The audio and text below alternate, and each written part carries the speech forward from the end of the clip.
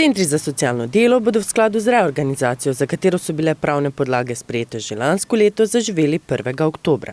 Z novo organizacijsko strukturo bodo poenotili delovanje centrov in poenostavili upravne postopke.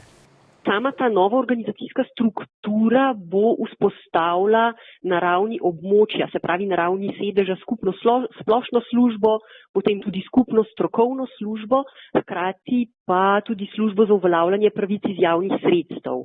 In s tem, ko bo vzpostavljenih 16 pravnih subjektov namesto sedanjih 62, bo na ravni vsakega območja prišlo do poenotenih praks, tako pri strokovnem delu, kot pa tudi pri upravnem postopku, pri upravnem odločanju.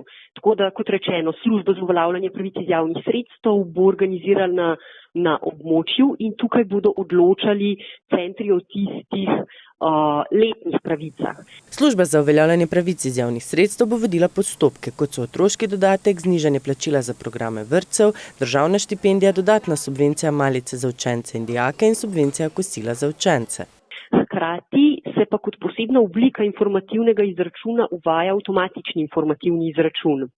Ta bo pa v uporabi pri letnih pravicah iz javnih sredstev, to so recimo otroški dodatek, potem subvencija vrtca, subvencija malice, kosila, tudi državna štipendija. In ta avtomatični informativni izračun bo podoben sedanjemu davčnemu informativnemu izračunu, tako da bo ljudem lažje predstavljivo tudi, kaj to pomeni.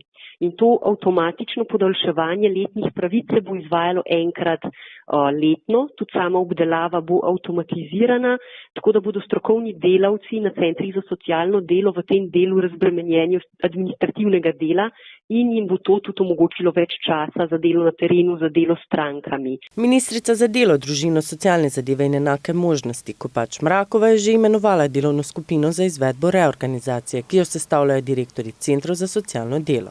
Le-ti morajo za obdobje naslednjih 5 let narediti načrt novih zaposlitev. Smo vršilce dolžnosti direktorjev novih centrov za socialno delo že pozvali, da pripravijo načrt zaposlitev nekako za obdobje naslednjih 5 let, tako da se na vsakem območju, se pravi na vsakem izmed 16 novih centrov za socialno delo identificira, kateri so tisti kadri, ki jih nujno potrebujejo. In na podlagi tega njihovega načrta zaposlitev bo tudi pri nas na ministrstvu pripravljen načrt zaposlitev za območje celotne Slovenije.